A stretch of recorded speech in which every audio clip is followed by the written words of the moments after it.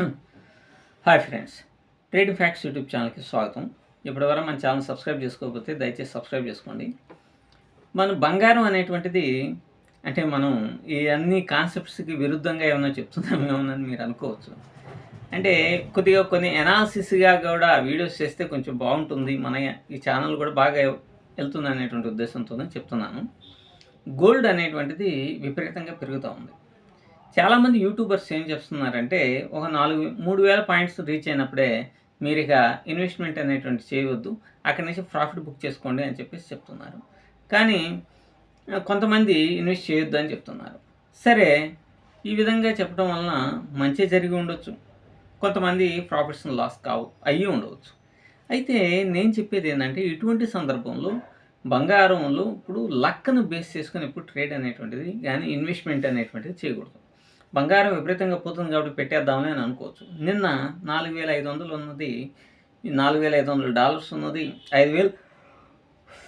5,000 దాకా ఉన్నటువంటిది ఈరోజు $5,500కి వెళ్ళిపోయింది. అంటే ఎవరైనా ఇన్వెస్ట్మెంట్ అనేటువంటిది చేస్తే మంచి ప్రాఫిటే కదా వచ్చేది. కానీ మంచి ప్రాఫిట్ వస్తుందిలే అని చెప్పేసి మీ క్యాపిటల్ని రిస్క్లో పెట్టకూడదు. అది కనుక కిందకి వెళ్ళిపోతే వచ్చేటువంటి ప్రమాదం చాలా ఎక్కువగా ఉంటుంది. సో ఇక్కడ నా యొక్క ఒపీనియన్ ఏంటంటే బంగారంలో ఇన్వెస్ట్మెంట్ అనేటువంటిది చేయకుండా ఉంటేనే చాలా అంటే చాలా బెస్ట్ ఇప్పుడున్నటువంటి కాలంలో. ఇది అసలు ఆకాశంలోకి తారాజు వెళ్ళినట్టుగా ఒకేసారి ఇట్లా 90 degrees కోణంలో ప్రైస్ అనేటువంటిది వెళ్ళిపోతూ ఉంది. ఇది ఒక బబుల్గానే మనం పరిగణించాలి. ఎందుకని అసలు ఎంత ఇదిగా పెరిగిపోతుంది అని అంటే చాలామంది ప్రపంచవ్యాప్తంగా ఉన్న అన్సర్టనిటీని గురించి చెప్తా ఉన్నారు. సహజంగానే రష్యా ఉక్రెయిన్ వారు జరిగి చాలా కాలం అయింది కదా, ఆ 3 సంవత్సరాల క్రితమే స్టార్ట్ అయింది. మరి అప్పుడే అన్సర్టనిటీ అనేటువంటిది ఉంది, అసలు భీకరమైనటువంటి యుద్ధం జరిగింది, ఇప్పటికీ జరుగుతోంది. మరి అప్పుడు పెరగనటువంటిది లాస్ట్ 7-8 monthsలోనే ఇంత విపరీతంగా డబల్ అయిపోవడానికి గల కారణాలు ఏంటి అని అంటే ఇక్కడ అమెరికాకి చైనాకి మధ్య ఉన్న ఆధిపత్య పోరు అన్నమాట. దీన్ని చాలామంది టచ్ చేయట్లేదు. సహజంగా ఏంటంటే నేను ఏదో ఊహించుకోను, లేకపోతే నేను పెద్ద ఎకనామిస్ట్ని అయినట్టుగాను నేను చెప్పలేదు.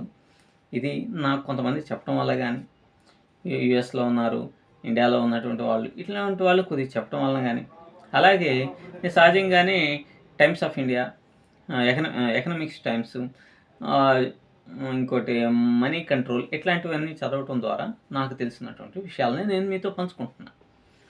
ఈ అన్సర్టనిటీ అనేటువంటిది ఎప్పుడూ ఉంటుంది ప్రపంచవ్యాప్తంగా. ఎందుకంటే ఎప్పుడూ స్మూత్గా వెళ్ళిపోదు.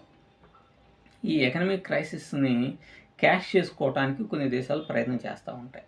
దాంట్లో అమెరికా ఒకటి, చైనా ఒకటి. ఇవి రెండు చాలా ఎక్కువగా పోటాపోటీగా వాళ్ళ యొక్క ఈ ప్రపంచవ్యాప్తంగా ఉన్నటువంటి అన్సర్టనిటీని క్యాష్ చేసుకోవడానికి ప్రయత్నం చేస్తున్నాయి. అందుకనే దీనివల్ల అంటే బంగారం చాలా లిమిటెడ్గా ఉంటుంది, అందువలన దాని మీద ఇన్వెస్ట్మెంట్ అనేటువంటిది ఎక్కువ చేస్తూ ఉంటారు. ఇది చాలా దేశాల యొక్క ఆర్థిక గమనాన్ని నిర్దేశిస్తుంది బంగారం. కాబట్టి మీరు చూసారా, ఈ మధ్య కాలంలో reserve bank millions of tons బంగారాన్ని కొంటుంది. మరి ఇదే ఇంత మొత్తంలో ఈ భారతదేశం ఇంత మొత్తంలో కొన్నప్పుడు యూరోపియన్ కంట్రీస్ కొంటున్నాయి. లభ్యత తక్కువగా ఉన్నది. అమెరికా లాంటి దేశాలు ఎగబడుకుంటున్నాయి. అలాగే చైనా తన ఆధిపత్యాన్ని ఫ్యూచర్లో ఇటువంటి స్టెబిలైజ్డ్ ఇన్వెస్ట్మెంట్ ద్వారానే ఒక ఆర్థిక ప్రగతి కావచ్చు, ప్రపంచాన్ని శాసించేటువంటి పరిస్థితులు కావచ్చు, వాటిని ఉపయోగించుకోవటానికి అగ్రరాజ్యాలైనటువంటి చైనా, అమెరికా రెండు ప్రయత్నం చేస్తున్నాయి అన్నమాట. అందుకని హాంకాంగ్ బేస్డ్ మీరు చూస్తే ఎక్కువగా చైనా, హాంకాంగ్ ఈలో ఎక్కువగా బంగారం అనేటువంటిది ఈస్టర్న్ కంట్రీస్లో చైనా అనేది బాగా ఎక్కువగా సమకూర్చుకుంటుంది. అలాగే అమెరికా చేస్తుంది. అలాగే చైనా ఎలక్ట్రికల్ కార్లను తీసుకొని వచ్చి ఈ అమెరికాలో తయారయ్యేటువంటి కార్లకి చెక్ పెట్టాలి అంటే ప్రపంచంలో ఉన్నటువంటి కార్ల యొక్క ఉత్పత్తి శాతాన్ని, అలాగే సెల్లింగ్ పర్సంటేజ్ని తన షేర్గా ఎక్కువగా ఇంక్రీజ్ చేసుకోవాలని చైనా విశ్వ ప్రయత్నం అనేటువంటి చేస్తూ ఉంది. మీరు కనుక చైనా కార్లను చూస్తే ఎక్కువగా మనకి ఉండదు, బట్ భవిష్యత్తులో ఎలక్ట్రికల్ కార్స్ ఎక్కువగా ఉంటాయి కాబట్టి దాన్ని క్యాచ్ చేయడం కోసం చైనా విశ్వ ప్రయత్నం అనేటువంటి చేస్తూ ఉన్నది. అందులో భాగంగానే చైనా ఇప్పుడు మీరు కనుక గమనిస్తే ఇప్పుడు ఇది సిల్వర్ ఉన్నది కదా, సిల్వర్ కూడా విపరీతంగా పెరిగిపోతూ ఉంది. సిల్వర్ ఎందుకని పెరిగిపోతూ ఉంది? ఇదే ఇప్పుడు ఆల్మోస్ట్ ఆల్ చాలా ఎక్కువ మొత్తంలో చైనా సిల్వర్ని ప్రపంచవ్యాప్తంగా స్వీకరిస్తుందన్నమాట. అంటే సమకూర్చుకుంటుంది. మనం ఓవరాల్గా కనుక చూస్తే ఇప్పుడు ప్రపంచంలో సిల్వర్ని ఎక్కువగా కొంటున్నటువంటి దేశం చైనాగా ఉన్నది. ఎందుకు? వీళ్ళు ఎలక్ట్రికల్ గూడ్స్లో ఒక టైప్ ఆఫ్ ఫార్ములాని బేస్ చేసుకొని వాళ్ళు ఈ ఎలక్ట్రికల్ కార్స్ని డిజైన్ అనేటువంటిది చేస్తున్నారు. దీనికి సిల్వర్ కూడా కొంత అవసరం అనేటువంటిది ఉంటుంది. కాబట్టి భవిష్యత్తులో ఈ ప్రపంచంలో ఉన్నటువంటి ఈ ఆటోమొబైల్ రంగంలో ఆధిపత్యాన్ని కనుక సాధించాలి, ఆధిపత్యం కాకపోయినా తన షేర్ వాల్యూని ఇంక్రీజ్ చేసుకోవాలి అని అంటే ఎలక్ట్రికల్ గూడ్స్ అనేటువంటివి ఒక మంచి ఆపర్చునిటీగా చైనా లాంటి దేశాలు భావిస్తూ ఉండడం వలన అవి ఎక్కువగా సిల్వర్లో మాన్యువల్, అంటే ఇప్పుడు సిల్వర్ ఉన్నది, సిల్వర్లో ఏదో స్టాక్ మార్కెట్లో పెట్టి ఇంక్రీజ్ చేసుకోవడం కాదు, ఓవరాల్గానే అవి మైన్స్ రూపంలో, అంటే మైన్స్ మీన్స్ అది మెటల్ రూపంలో అవి కొంటూ ఉన్నాయన్నమాట. ఎందుకంటే ప్రపంచంలో భవిష్యత్తులో ఈ రూపాయల కరెన్సీస్ ఇవన్నీ శాసించే కంటే కూడా మెటల్సే ఎక్కువగా ప్రపంచాన్ని శాసిస్తాయి.